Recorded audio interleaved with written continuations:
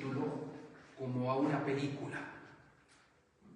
El título de esta meditación se llama El gesto que lo dice todo. Por lo tanto, este título va a ser como el lema de toda esta charla, de esta meditación. Esta noche no será una más. En esta noche nos adentramos en el corazón del misterio cristiano. Decimos muchas veces que el Jueves Santo es el día del amor fraterno, del mandamiento nuevo, del sacerdocio, de la institución de la Eucaristía. Y es verdad, es eso. Pero todo eso está unido por un solo gesto, por una sola enseñanza central que lo resume todo. Jesús se pone de rodillas a los pies de sus discípulos y les lava los pies. Ese gesto lo cambia todo. Ese gesto de Jesús desconcierta. Y es un gesto que nos interpela a nosotros.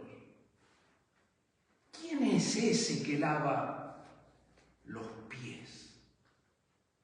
¿Quién es ese que se abaja como un esclavo? ¿Y qué nos está queriendo decir?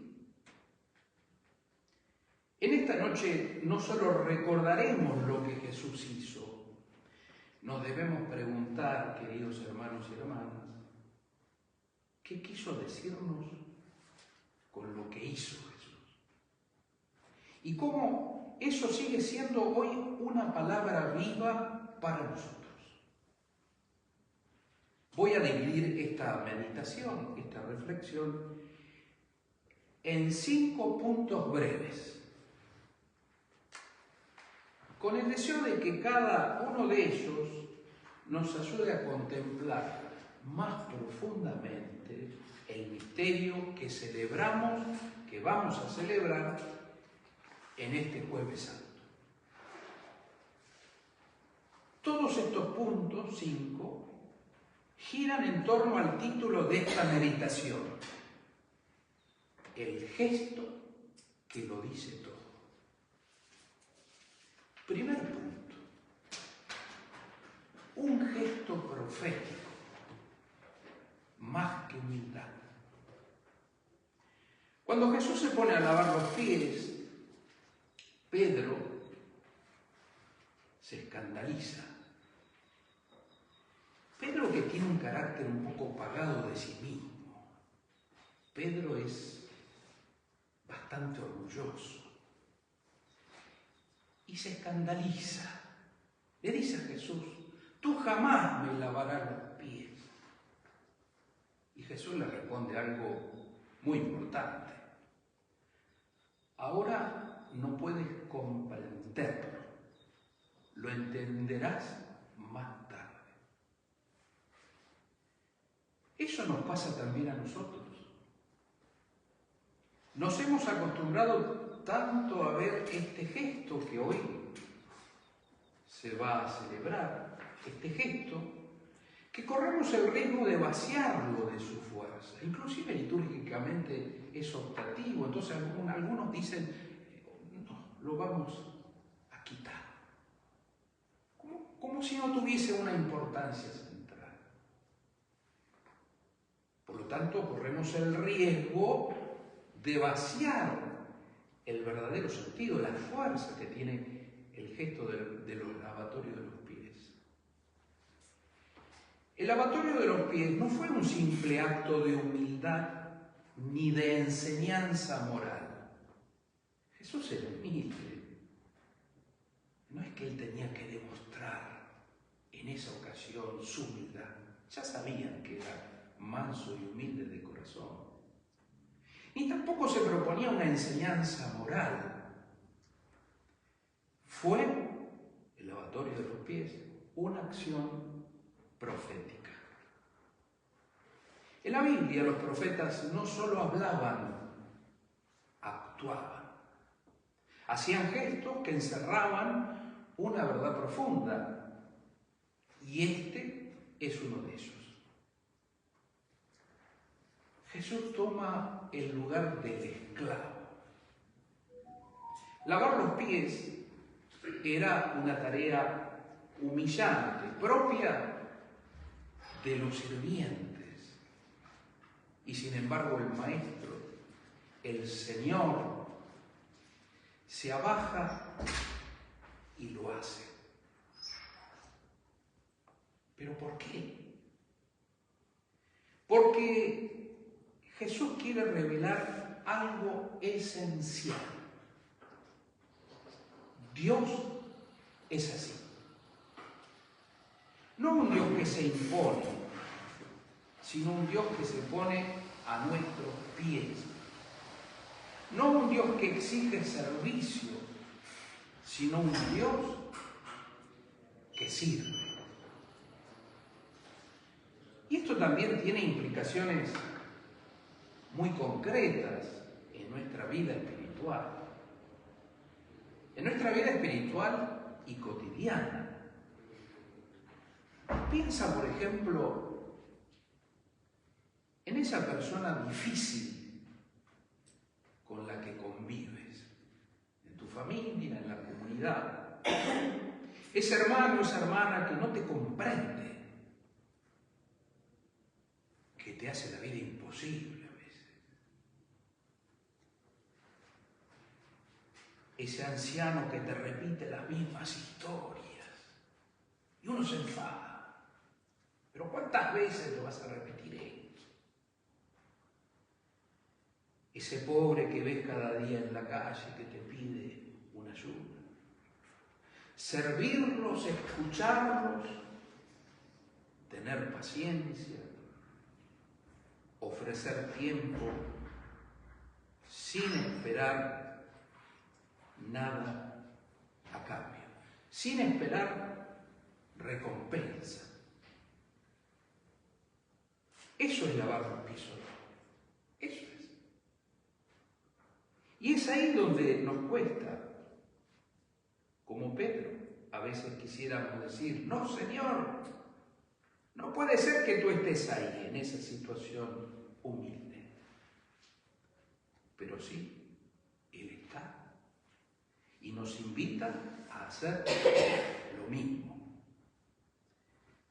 Jesús nos invita a hacer un gesto concreto de servicio, silencioso, y esto es importante, y gratuito. Hagamos algo por alguien que no te lo pueda devolver.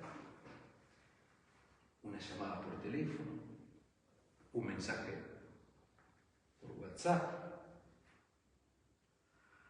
una visita, un acto de humildad. Y hacerlo sin esperar nada. Solo así entendemos o entenderemos con el corazón lo que Pedro comprendió después. Que el gesto que lo dice todo es el amor, pero no cualquier amor. Es un amor que se arrodilla para servir. Segundo punto. El mandamiento nuevo. Amar como Él. Jesús no solo lava los pies. Después les habla claramente. Les pregunta, ¿entendéis lo que he hecho con ustedes? Y luego les dice, os doy un mandamiento nuevo, que os améis unos a otros como yo os he amado. Aquí está el centro, ¿eh? Este es el centro. En esta noche Jesús nos enseña a amar no como amamos nosotros, sino como ama Dios. No con amor condicional, no con cálculos, te doy y me das, no con reservas, sino con un amor que se pone a los pies del otro, que se abaja, que se entrega. Jesús no nos deja una teoría, nos deja un ejemplo vivo. Y ese amor no se queda en palabras, tiene que traducirse en hechos concretos, en servicio, en entrega, en cercanía, en perdón, en renuncia por amor. Queridas hermanas, el cristianismo no es una religión de ideas, sino de gestos que nacen del amor. ¿Y cómo se traduce esto en nuestra vida concreta? Por ejemplo, cuando perdonamos. Cuando perdonamos, aunque el otro no se lo merezca.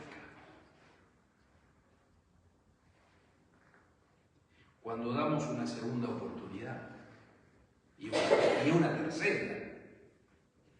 Cuando evitamos hablar mal de alguien, aunque tengamos razones. Cuando elegimos el silencio, la paciencia o la compasión, aun cuando nos cuesta.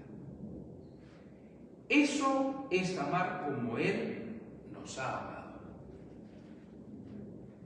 Y también en la vida espiritual.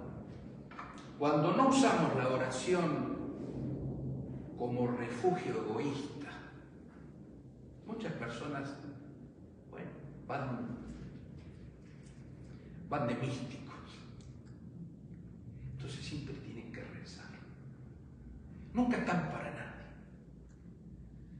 Y lo que yo me pregunto es si en ese caso, cuando nosotros nos buscamos a nosotros mismos, nuestra oración acaso no es nuestra oración, en definitiva, no es un refugio, un escapismo para enfrentar la realidad que nos circunda. La oración tiene que ser ese encuentro con Dios y nos tiene que ayudar, nos tiene que dar el impulso para servir. Si no, es una contemplación un poco extraña. Es una contemplación en la cual, como se dice vulgarmente y con todo respeto, es como mirarse al ombligo.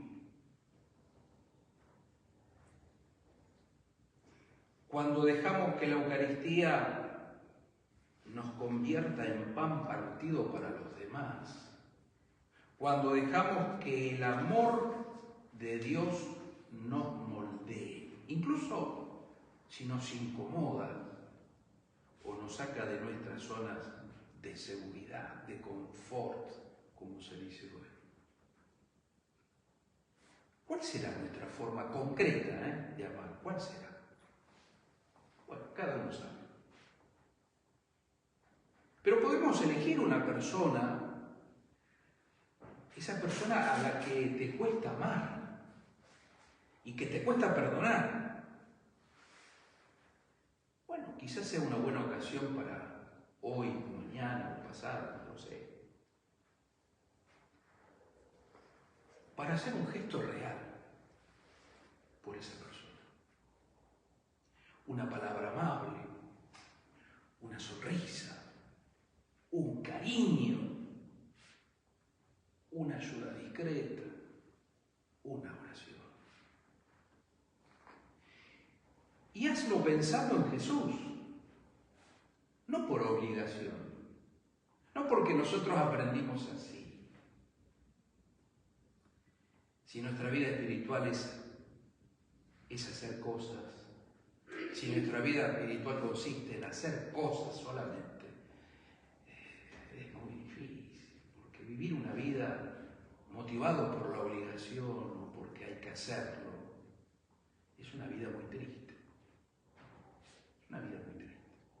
Nosotros todo lo que hacemos, lo pequeño, lo que nadie ve, tenemos que hacerlo siempre con amor.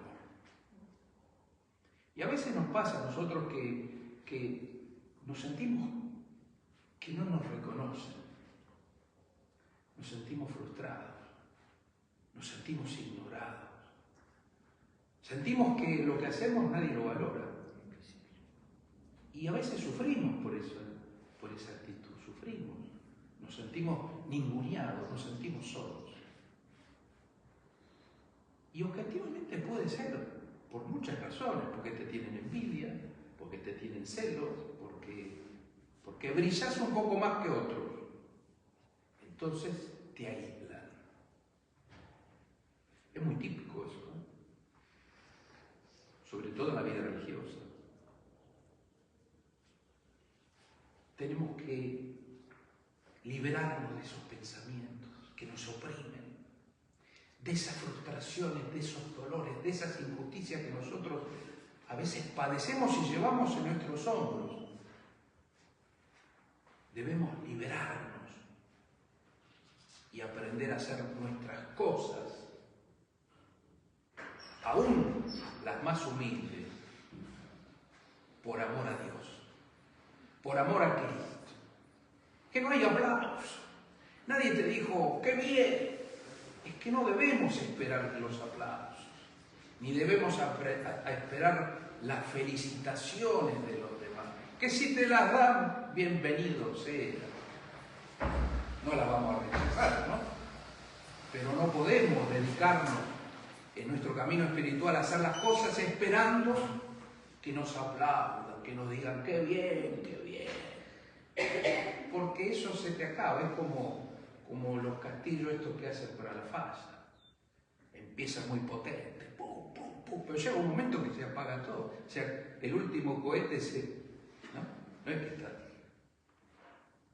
Son minutos de gloria y de explosión. Tercer punto. El lavatorio y la Eucaristía. Dos gestos, un mismo mensaje. Muchos se sorprenden de que San Juan, el evangelista, que lo llaman el águila, el más contemplativo, el más teólogo, el más espiritual, San Juan no menciona en la última cena la institución de la Eucaristía. No la menciona. ¿Por qué omitir algo tan importante? La respuesta puede ser que San Juan quiso mostrar la Eucaristía con otro lenguaje, el del servicio. El lavatorio de los pies es la Eucaristía en acción, porque la Eucaristía no es solo un rito, no estamos peleando en la iglesia, no estamos peleando, no estamos por cómo celebramos la misa, el rito tradicional, el rito según el Concilio Vaticano II. Unas divisiones tremendas. La Eucaristía no es solo un rito. Es el signo de una entrega. Cuando Jesús toma el pan y dice, esto es mi cuerpo, está diciendo, esto soy yo, un cuerpo entregado. Y cuando lava los pies está diciendo lo mismo, estoy aquí para servir, para partirme, para derramarme. Por eso una Eucaristía que no nos lleva al servicio, una Eucaristía que no nos transforma, que no nos empuja a vivir como servidores, no es la Eucaristía de Jesús, es otra. Es solo un rito vacío. Celebrar bien la Eucaristía es asumir el compromiso de vivir para los demás. La Eucaristía nos ayuda a salir de ese individualismo, de ese egoísmo, de ese egocentrismo. La Eucaristía nos impulsa a servir, a amarnos y a compartir en comunidad. Eso es la Eucaristía. Y mucho más. No se trata de hablar ahora como Eucaristía como sacramento o de la presencia real de Cristo.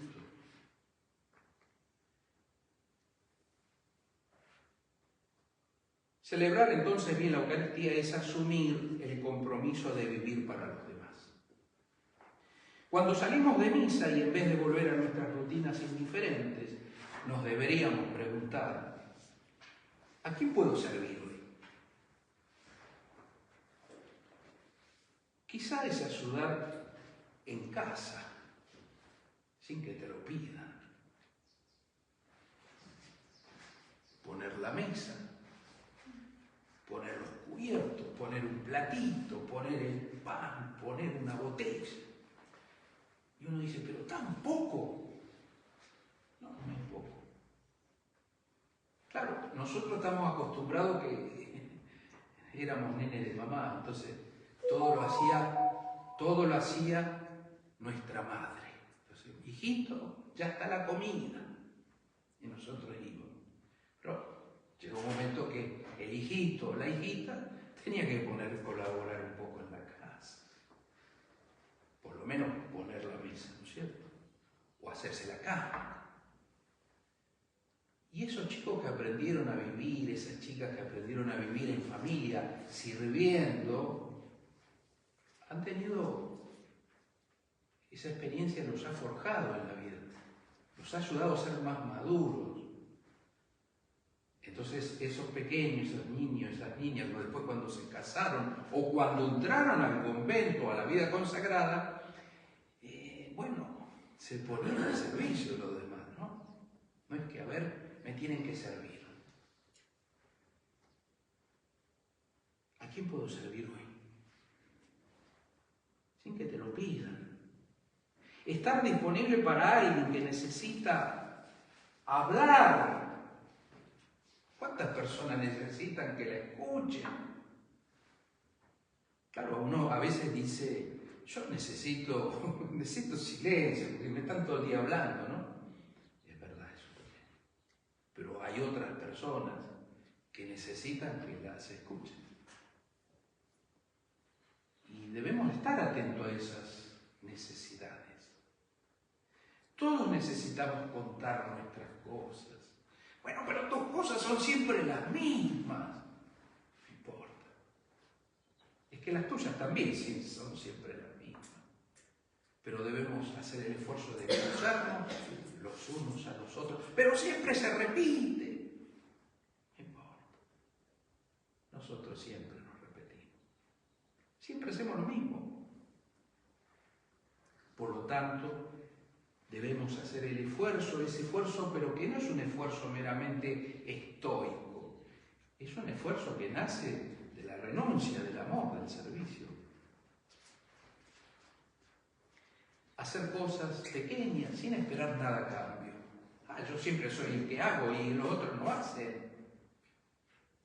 Nadie se ofrece, soy yo el único siempre. Suele suceder, hermana, en las familias y en las comunidades, porque a veces siempre son los mismos. ¿Y tú por qué no puedes hacer? No, porque yo no puedo. Bueno, pero la próxima estaría bueno que te comprometas, ¿no?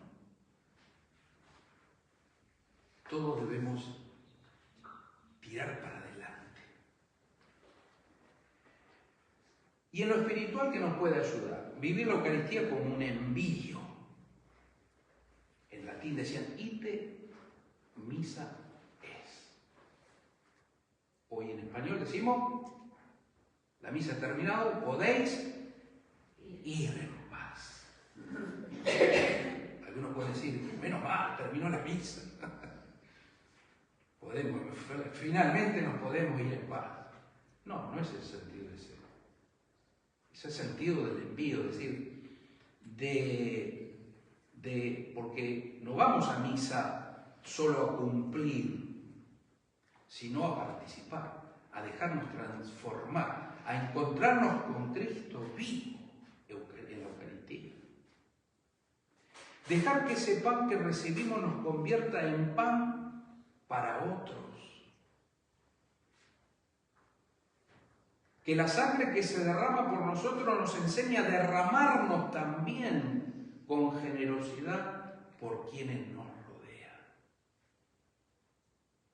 Eso es participar en la Eucaristía. Esta semana podemos elegir un gesto de servicio silencioso y sostenido, como gusta ahora decir, si es sostenido, ¿no? Eso me encanta a todo el mundo. Sí, un gesto de amor que sea sostenido, que no contamine el ambiente. Y hacer algo concreto, algo que puedas hacer con regularidad por alguien cercano.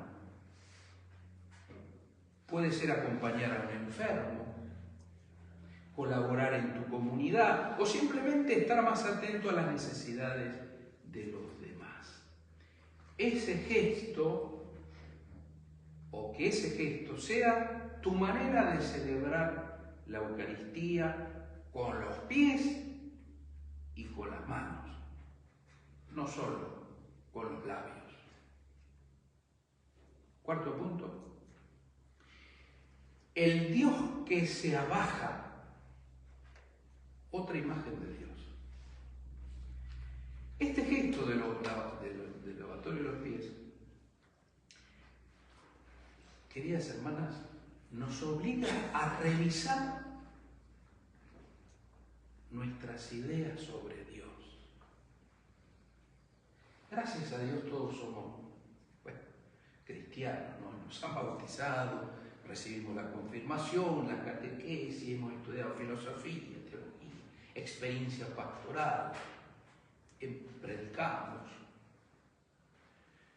Y tenemos que sentirnos agradecidos por eso que hemos recibido. No habrá sido quizás la mejor catequesis que nosotros hoy nos gustaría dar. Bueno, recibimos lo que nuestros antepasados pudieron. Y por eso, en primer lugar, tenemos que estar agradecidos. Y no criticar, no, porque la catequista no enseñaba esto. Bueno, hacía lo que podía. ¿Aprendiste a hacer la señal de la cruz? Sí. Muy bien. ¿Aprendiste a rezar? Muy bien. ¿Aprendiste los fundamentos del credo? Sí. Muy bien. Ahora, puede suceder que a lo largo de nuestra vida, de nuestro camino de fe, nos hemos hecho una idea, una imagen de Dios que a veces no es la verdadera imagen. Por eso, para ver esa verdadera imagen debemos mirar a Jesús, porque es Jesús el que nos revela la verdadera imagen de su Padre. Es Jesús el que nos revela la verdadera imagen de Dios. Muchas veces hemos pensado en Dios como un Señor todopoderoso. Lo es, no hay que asustarse, lo sigue siendo y lo será siempre. Hemos pensado y han pensado en el Antiguo Testamento como un Dios distante. Le tenían miedo porque el que veía a Dios quedaba exterminado. El que miraba a Dios quedaba aniquilado. Entonces Dios, cuanto más lejos esté, mejor, hermano, mejor.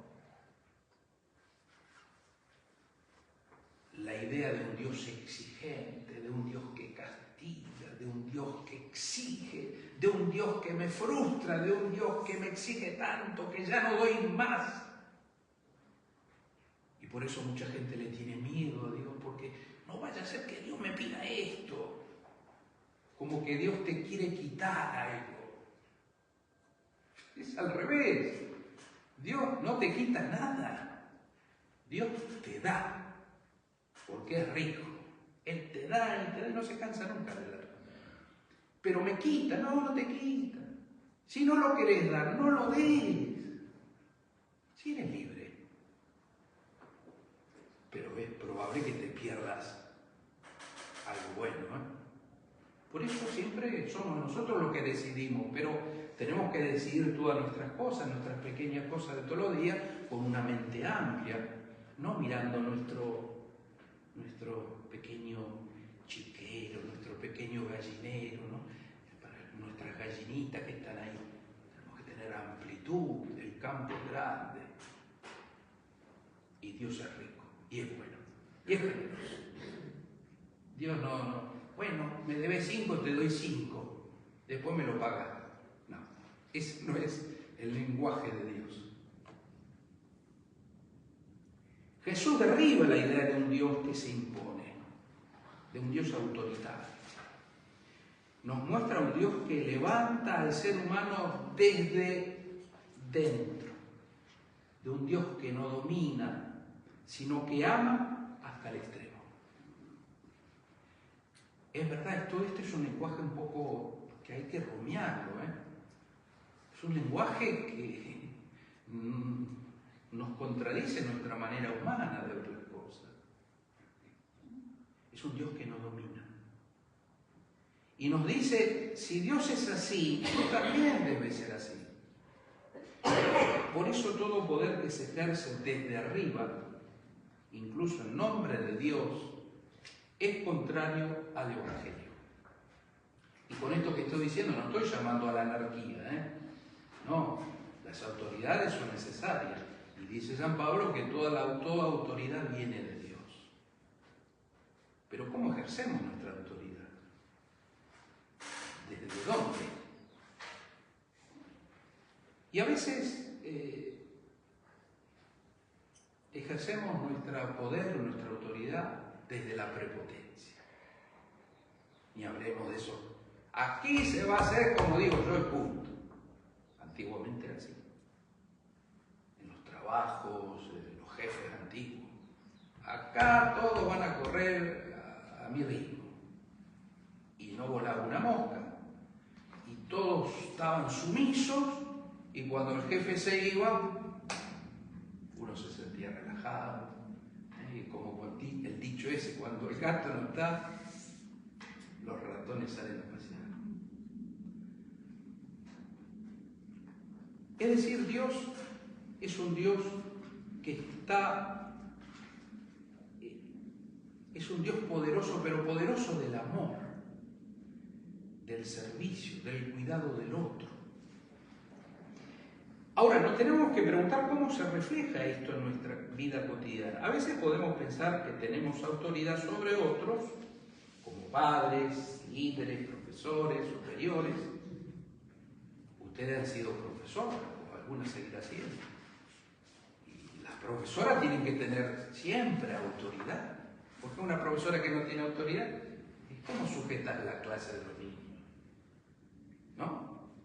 Y hay pero había toda una pedagogía, una enseñanza, o quizás otro estilo hoy ahora, pero la maestra de hoy también tiene que tener autoridad, porque si no los chicos se te suben encima. Pero debemos ejercer nuestra autoridad no desde la prepotencia, no desde el miedo, sino desde la cercanía y con amor. Entonces, ¿eso significa que los chicos hacen lo que quieren? No, para nada.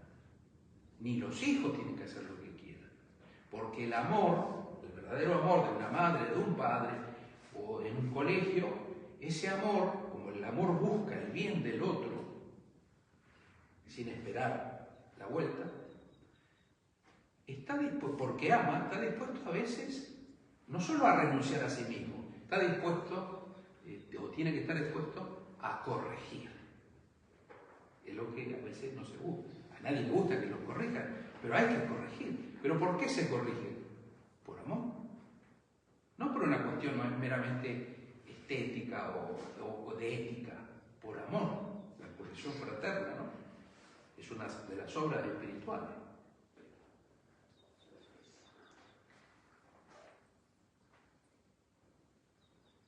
Y podemos mostrarnos en nuestra vida comunidad como Jesús, que escucha, que corrige con ternura, que a veces pega, sentido metafórico, que te hace reaccionar, ¿no? Porque Jesús cuando se ponía bravo en el sentido nuestro, no era porque estaba enfadado, era porque esta gente tiene la cabeza como una pared, entonces hay que ver si puedo traspasar la cabeza de estas personas. Entonces tenía a veces unas frases muy fuertes, y algunos se conmovían, y algunos cambiaban, y otros se empecinaban más. El misterio de la libertad humana. En la vida espiritual podemos acercarnos a Dios a veces con miedo o con culpa. Este es uno de los problemas de muchas personas. Se sienten siempre culpables. Y el sentirse con culpa hace mucho daño, mucho más. Uno sufre mucho cuando se siente culpable de todo.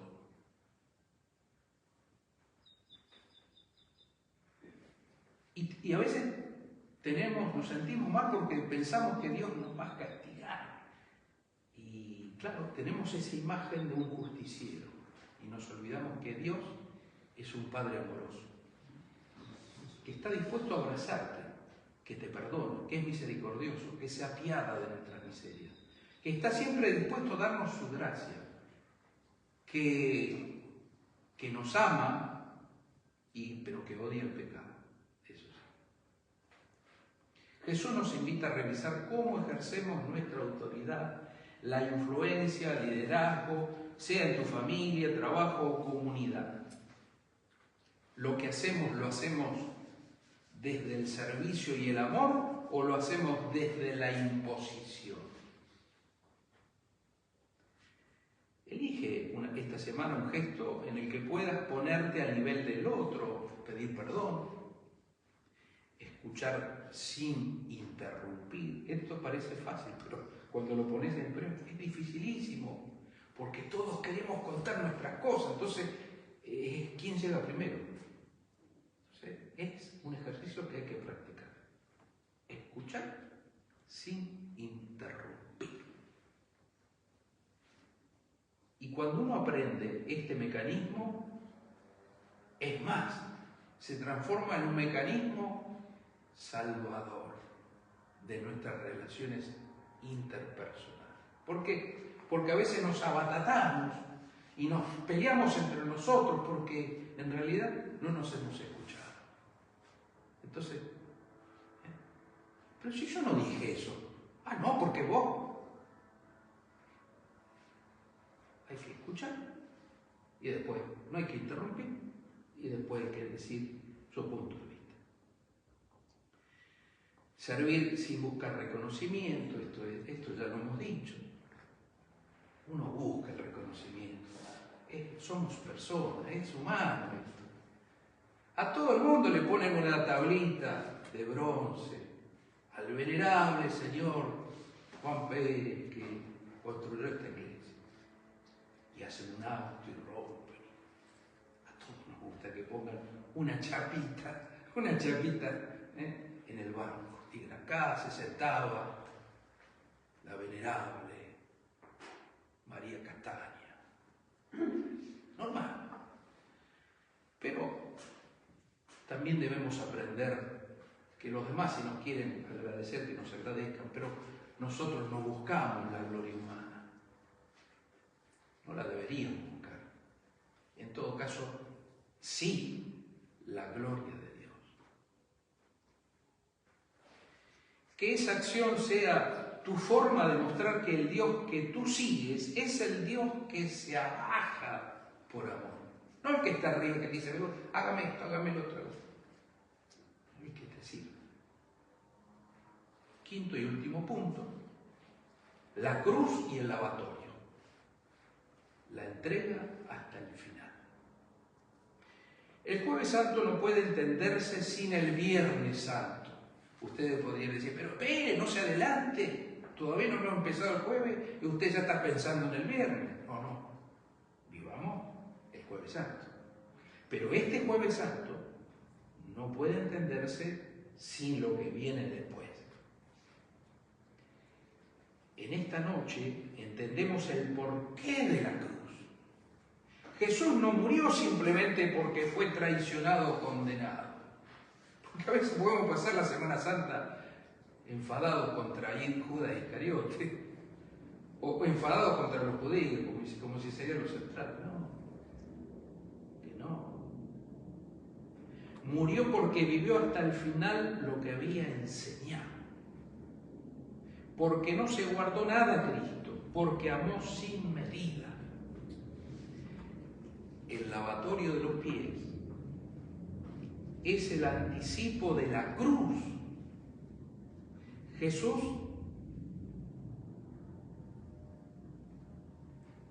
en este lavatorio ya se está entregando. Ya está diciendo, esto soy yo. Un amor que se parte, una vida que se derrama. La cruz no es un accidente, es la plenitud de su entrega amorosa por cada uno de nosotros. Y así como Él se entregó, también nosotros estamos llamados a entregarnos. La plenitud de una vida humana está en el amor que se da, no en lo que acumulamos, sino en lo que ofrecemos. No en cuanto nos sirven, sino en cuanto servimos. ¿Cómo se traduce todo esto en nuestra vida concreta? Piensa en una madre o un padre que al final del día se sienten cansados, agotados, y siempre los niños, ¡mamá! Los niños siempre buscan a la mamá. Y si no está la mamá, ¡papá!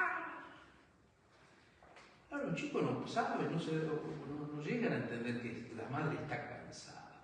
Bueno, vamos al pasado, cada uno de nosotros.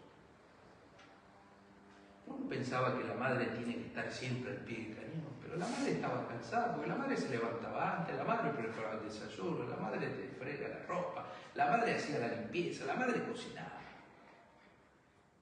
Y siempre la madre ahí, dispuesta al servicio de sus hijos. Inclusive muchas madres y muchos padres han renunciado a su propio tiempo, a su propia comodidad, por sus hijos, por amor. Y han tenido paciencia y han sido siempre, han tenido la ternura con sus hijos. Bueno, eso que todos hemos experimentado en nuestra vida, con sus más y sus menos, porque también algún cintazo nos han dado, al menos a mí. Lo que me queda de todo hoy es el reconocimiento por esas abuelas, por esos abuelos, por esas madres, por esos padres que han dado su vida por nosotros.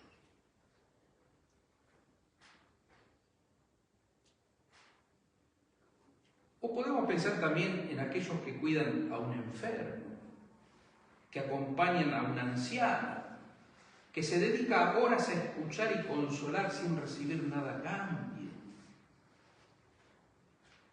Yo aquí, saben, hay una residencia, una enfermería, hay frailes ahí.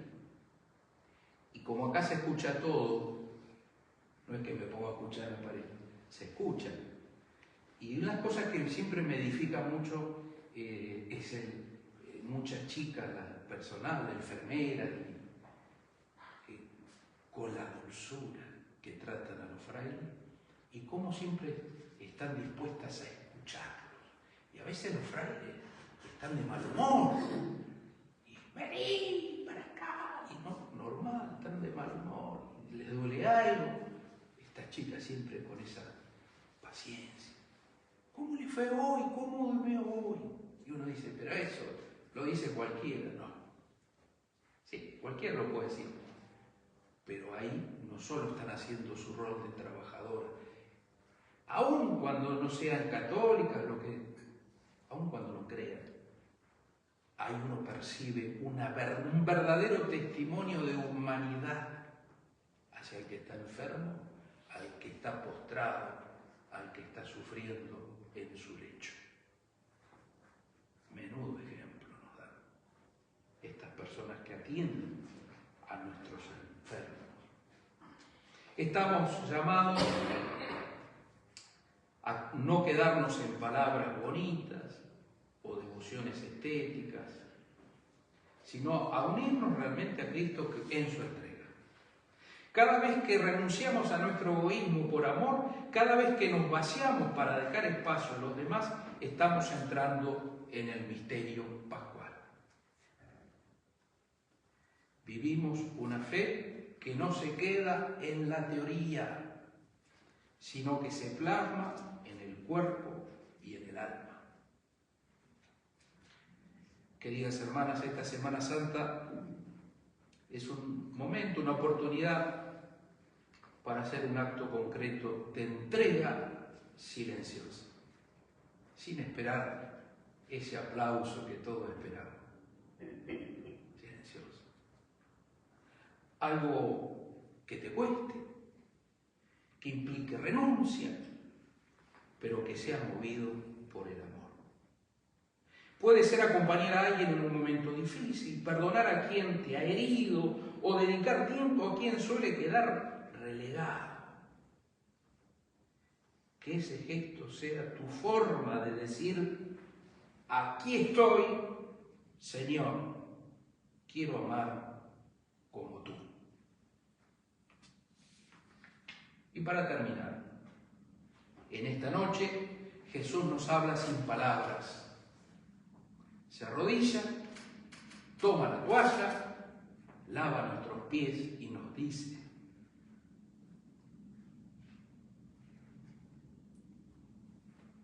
hagan ustedes lo mismo. No nos pide milagros ni hazañas extraordinarias. Nos invita a vivir como servidores, a amar hasta el extremo, a ser pan partido para los demás. Jesús no nos deja una teoría, sino un ejemplo vivo. No basta con recordar, no basta con conmovernos.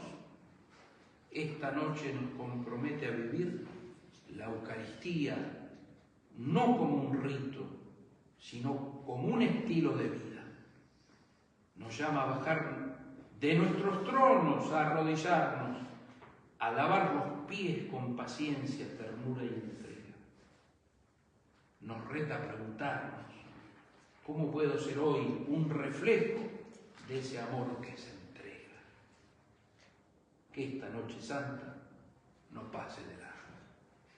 Que el gesto de Jesús se quede grabado en lo más profundo de nuestro corazón. Que nos lave por dentro, que nos transforme. Que como Pedro pasemos del rechazo a la comprensión. Ahora no lo entiendes, lo entenderás más tarde. Que ese más tarde sea hoy. Que cada gesto de amor, por pequeño que sea una respuesta a su entrega.